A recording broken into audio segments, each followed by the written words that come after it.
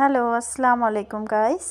তো আজকে আমি দেখাবো আমার গাছগুলোর বৃষ্টিতে কি অবস্থা। 2-3 দিন টানা বৃষ্টিতে আমার গাছগুলো একদম নুয়ে গেছে।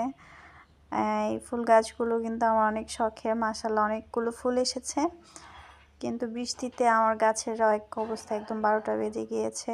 এই হচ্ছে আমার টগর ফুল গাছ, সাদা ফুল কিন্তু আমার খুবই পছন্দের। তো মুরগি বসেছিল ফুলের গাছের সামনে, বসে বসে ঘ্রাণ নিচ্ছিল। বৃষ্টির মধ্যে আমরা তো আর বেরোতে পারি না, মুরগি বসে বসে ঘ্রাণ নিচ্ছে, উপভোগ করছে। তো যাই হোক, টগর গাছ আলহামদুলিল্লাহ কিছু হয়নি, ভালোই আছে।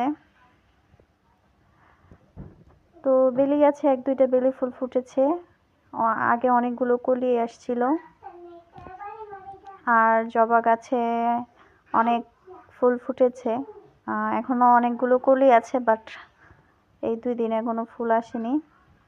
তো আমার হাতে লাগানো একটা বেগুন গাছ, আলহামদুলিল্লাহ আল্লাহ অনেক বরকত দিয়েছেন, বেগুন গাছে কিন্তু অনেকগুলো বেগুন ধরেছে। তো ছোট ছোট অনেকগুলো বেগুন ধরেছে একসাথে।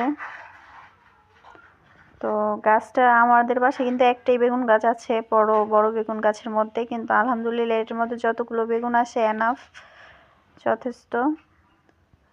তো বেগুন গাছ আরও লাগিয়েছি আমি।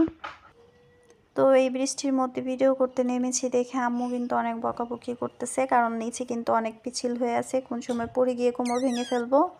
বাট বাসা থেকে না বেরোলে কিন্তু এই গাছগুলো না দেখলে আমার কিন্তু ভালো লাগে না। কোন গাছের কী অবস্থা আমি সব সময় অবজারভেশনের মধ্যে রাখি। তো এখানে ঢেঁড়স আর দাঁড়ার বীজ ফেলা হয়েছে এবং চারাগুলো আলহামদুলিল্লাহ সুন্দর করে উঠেছে। ভালো থাকবেন সবাই, আল্লাহ হাফেজ।